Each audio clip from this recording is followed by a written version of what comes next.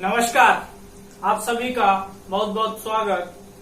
हम प्रश्न निर्माण टॉपिक पढ़ रहे थे और इसी क्रम में आगे बढ़ते हुए आज नपुंसक लिंग किम शब्द रूप उनसे हम प्रश्न बनाना सीखेंगे। तो देखिए, टॉपिक था प्रश्न निर्माण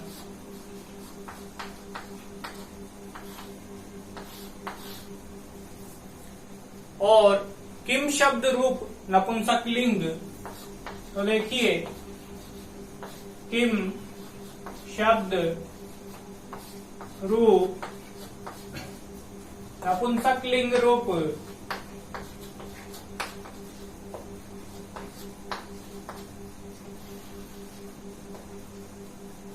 ये शब्द रूप। अब यहां पर एक वचन, द्विवचन और बहुवचन, तीन वचन और 7 विभक्तियां, इधर प्रथमा विभक्ति।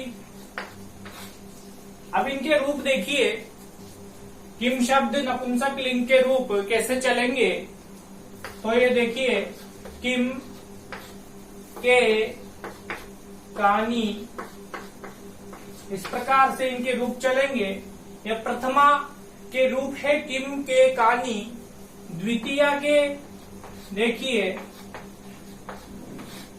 यह नपुंसक लिंग शब्द है, इसीलिए द्वितीय विभक्ति में भी इसी प्रकार से रूप चलेंगे। तो इसमें भी बन जाएगा किम के कानी, इस प्रकार किम के कानी। तृतीया केन काभ्याम के, तृतीया में केन काभ्याम के है। और चतुर्थी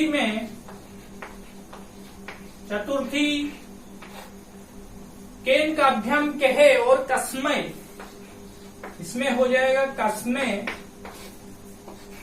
काभ्याम केभ्यः। चतुर्थी में क्या बने, कस्मय काभ्याम केभ्यः। अब पंचमी में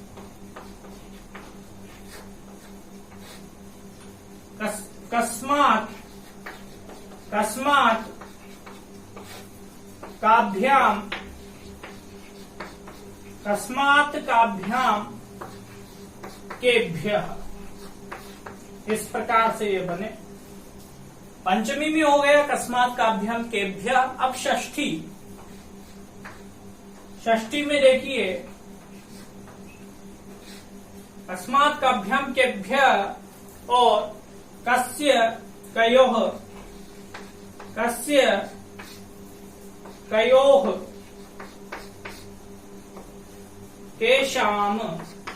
केशाम और अगली अंतिम विभक्ति है सप्तमी।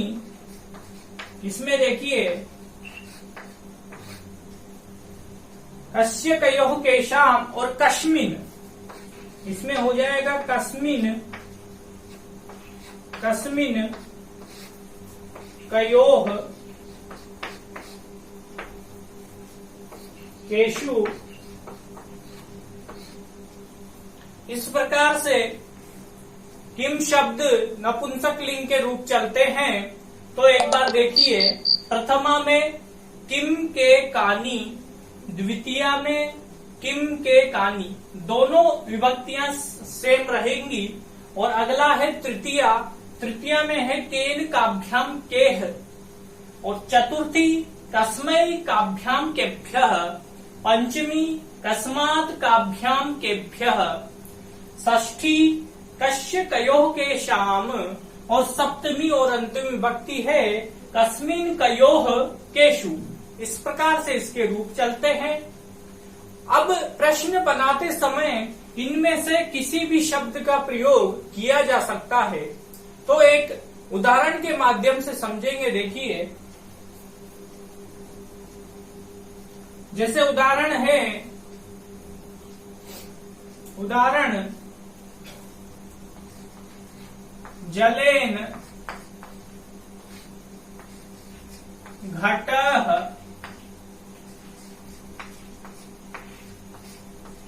पूर्ण। अब देखिए, ये जो उदाहरण है जलेन घटः पूर्णः, इस प्रकार से प्रश्न आएगा और रेखांकित शब्द है इसमें जलेन। अब प्रश्न निर्माण करते समय जो रेखांकित शब्द होता है उसमें परिवर्तन किया जाता है। तो सबसे पहले हमें जो रेखांकित शब्द मिलेगा उस रेखांकित शब्द की हमें विभक्ति, लिंग और वचन, ये 3 चीजें याद होनी चाहिए। और उस रेखांकित शब्द के स्थान पर, जैसे इस किम शब्द रूप में से हम कोई भी शब्द चुनेंगे, तो जिस शब्द को हम चुनेंगे, जिस शब्द को हम इस जलेन के स्थान पर रखेंगे, उस शब्द का भी हमें लिंग, विभक्ति और वचन तीनों रूप याद होने चाहिए। तो देखिए, जलेन जो है यह तृतीय विभक्ति एक वचन है। अब देखिए, विभक्ति हमने ज्ञात की, कौन सी विभक्ति?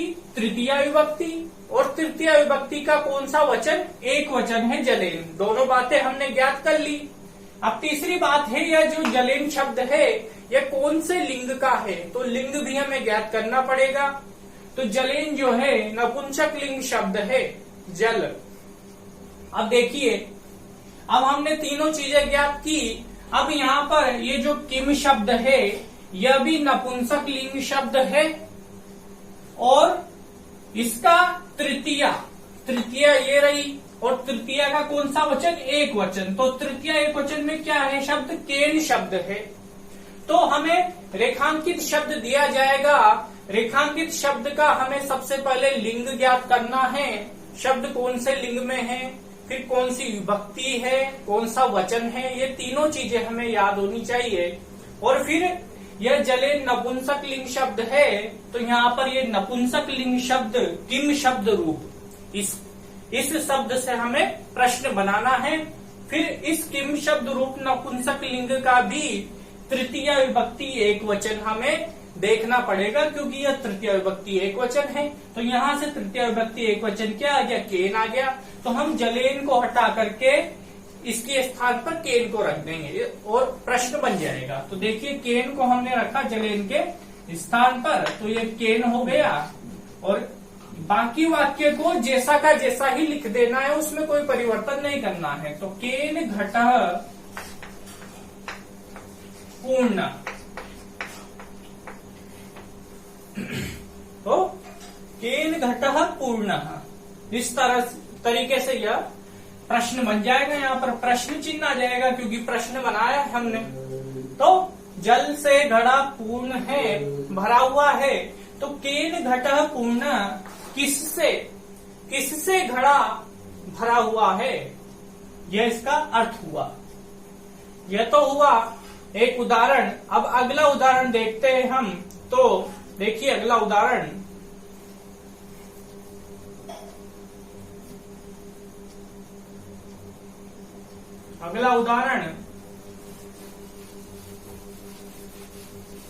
जैसे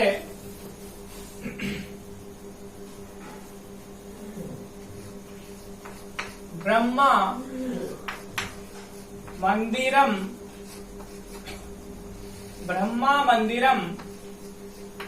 पुष्करे अस्ति, यह वाक्य है और रेखांकित शब्द है इसमें पुष्करे। अब देखिए, इसका अर्थ है ब्रह्मा मंदिर पुष्करे, पुष्कर में है। ब्रह्मा मंदिर कहाँ है? पुष्कर में है। अब रेखांकित शब्द है पुष्कर। अब यह स्थान सूचक शब्द है, पुष्कर स्थान का नाम है। तो अब ऐसे जो शब्द आते हैं इनके लिए अलग से शब्द प्रयोग किए जाते हैं। अब इसमें किम शब्द रूपों से इसका प्रश्न निर्माण नहीं हो सकता, इसके लिए एक अलग शब्द आएगा। यहाँ पर पुष्कर के स्थान पर हो जाएगा कुत्र। यहाँ क्या हो जाएगा? कुत्र। और कुत्र का अर्थ होता है कहाँ। और बाकी वाक्य को जैसा का जैसा लिख देंगे हम, तो यह बन जाएगा ब्रह्मा मंदिरम कुत्र अस्ति।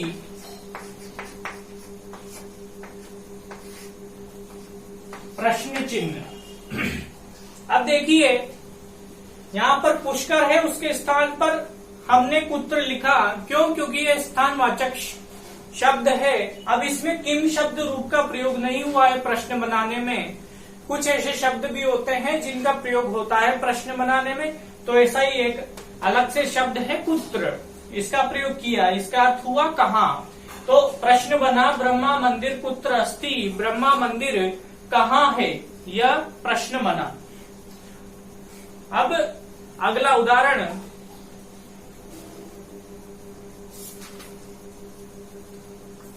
जैसे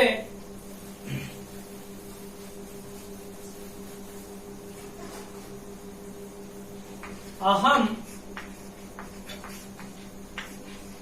वेदम पठामि,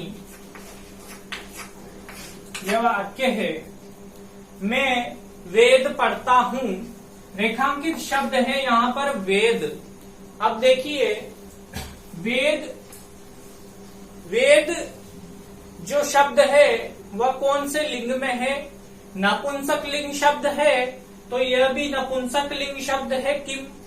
और वेद कर्म है, और कर्म में कौन सी विभक्ति आती है? द्वितीया। तो वेद द्वितीय विभक्ति का एक वचन है, तो यह किम शब्द रूप भी नपुंसक लिंग है। और इसका जो द्वितीय विभक्ति और एक वचन का रूप है वो क्या है? किम। तो अब इस द्वितीय विभक्ति एक वचन के स्थान पर इस किम शब्द के द्वितीय विभक्ति एक वचन को रख देंगे और वो है किम। तो प्रश्न बन जाएगा, क्या रखेंगे यहाँ पर? किम। किम हो जाएगा यह। और बाकी वाक्य को जैसा का जैसा हम लिख देंगे, तो यह इस प्रकार से बन जाएगा।